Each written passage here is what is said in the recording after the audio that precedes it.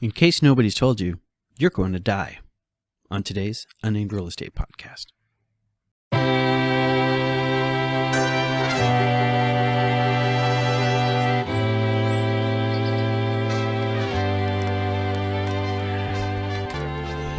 Well, we don't like to talk about it, but it's going to happen. My name is Ray Dawson. I am the sales manager and associate broker here at ProStar Realty. This is the Unnamed Real Estate Podcast. And got a little bit to talk about, but shouldn't take too long. Let's start with the numbers. Now the numbers. Numbers for December 15th, 2021. Actives this week are 6,582, which is down 167 from the week before. Of those, 1,876 are new ones, up 252 from the week prior. Houses going pending this week are 1,760, which is down 154. Contracts with looking for backups are 920, down 59. Contracts with buyer's contingency are 58, down 22. And our closings last week were 2,106, which is down 33. And coming soon to an MLS near you are 549 new listings. Okay, now that we got those out of the way, hope you guys are all having a good week. It is coming into the end of the year, and like I covered last episode and whatnot, we've had a death here at the office and everything like that. A couple other people have passed on, and it opened up something that conversation I was having with a client this morning at breakfast, and she mentioned really casually that she has a folder on her computer that is listed, for emergencies on it. And she let me know that if you open up the For Emergencies folder, there will be a document in there. In that document will be instructions on how to find an emergency contact list. And that's really a clever idea, and sort of kicked off the reason why I want to have this conversation. We got the numbers, and you can see the numbers that, everything's down right now. We are in the end of the year doldrums, basically. Things are going to be kicking off here at the beginning of next month. But with the housekeeping stuff, with the office move and everything, when our agent passed away, I had to do some, Google research go through his desk. His emergency contact information that we had on his employee file was dated. I mean, he had started here back in 2003, so we did not have contact information for any of the friends and family. And this is something that is getting more and more common as families and friends. We are a very dispersed society right now. People do not stay in the same town that they grew up in. They get jobs, they move away. Family members get out of contact with each other. And it is very hard for people who are not you to suddenly get in contact with your family base or your friends base or anything if you just randomly, show up at a hospital. My client that I was talking with is actually a nurse, and she works in intensive care, and this is apparently a very common thing that hospitals have to deal with. How do you get a hold of people? How do you contact the family? One of the things that you can do is you can keep a record in your wallet or purse, of emergency contact numbers people can get a hold with. Our agent who was working here didn't have any local family members, and it became an issue, especially when you're dealing with a hospital and whatnot, because the hospital with the HIPAA laws and everything, they can't really tell friends anything that's going on. They can only tell family members, and there's rules and regulations that I'm sure any hospital employee could recite to you by heart, because I do know they have to take massive amount of training on patient privacy laws. But what happens when you start having somebody just drops off the map? Now, we were able to get a hold of his family. We were able to get in contact. And after he passed away, I took his laptop that he had here at the office and basically went in there, and I did three things. One, I pulled all company information off, all client-based information for our client's security and privacy. Then second thing I did is I did a brother a solid, and I cleared his browser history. And so only God, Mike, the agent, and the NSA knows what Mike was up to. And if you knew Mike, you understand he'd get a really big kick out of that line. Then the third thing I did is I went into his email and I pulled his entire email list off of his account. And then a couple days ago, after we were able to get in contact with a family member and get the family notified and what's going on, I sent a huge spam letter out to basically his entire email list, explaining what happened and offering our condolences to people. And so yesterday, I probably got about 20 or 30 different emails, and they're all asking various questions. Some people were just, hey, thanks for letting us know, and wound up having like an hour-long talk with one of his friends who had, did not know what happened.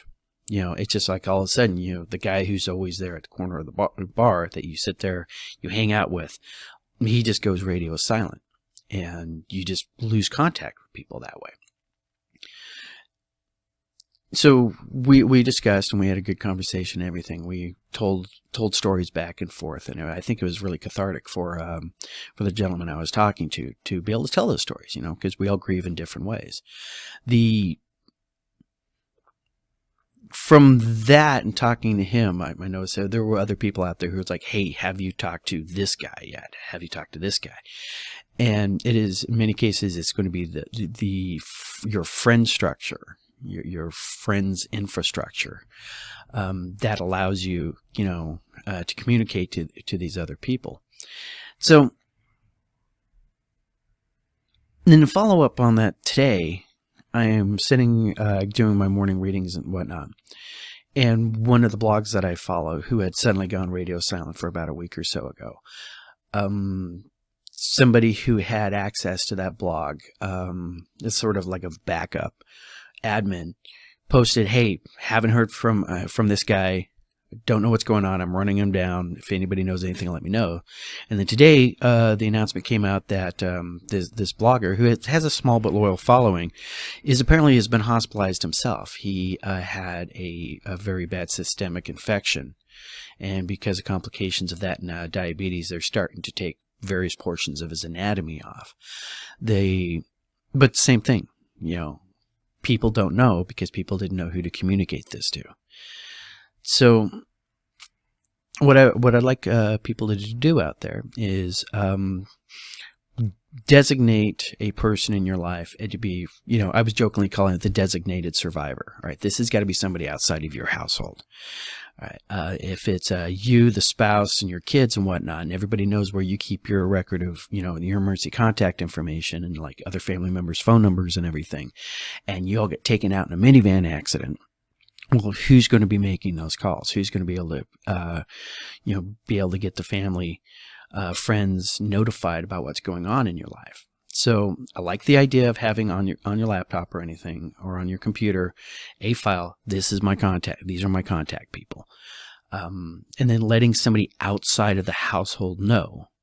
And I think the reason why she told me is she knew that I could get into the house anytime I wanted to because of, various skills I picked up when I was a young, nefarious, ne'er-do-well. But do that. Create that contact list. Put it somewhere safe, all right? But let other people know where that list is. That in case of something bad happens, this is how you get a hold of my family. The other thing that I've heard of and that I've done myself is when you take a phone and you have all your contacts on your phone, take your spouse, if you have one, or put in there, call this person in case of emergency, it's title. And you look at my phone, all right, it does not say my wife's name. It literally says wife. All right. If an EMT, an emergency worker, was sitting there going through my phone trying to figure out who to call, well, they're going to go on my favorites thing, and on my favorites it says wife. And that allows them to, contact my wife in case I go down in a motorcycle accident or something. So setting up this potential communication network and structure now while you're able to will save a lot of people a lot of heartache and grief later on. I mean, I've been talking to family members who really wish if they had known Mike had been hospitalized and in the hospital, they would have come down and visited him for the last time. So think about these things. All right, let's have this uncomfortable conversation, and let's take it a little bit further. It's like, what are your plans for when you shuffle off your mortal coil? What do you want people to do? How do you want them to respect you? Do they just, hey, raise a pint to me at the bar and, take my ashes, and if you can find a 12-pound Napoleon cannon and blow me out over the Mogollon Rim, that would be pretty cool. Possibly illegal, but it would still be cool.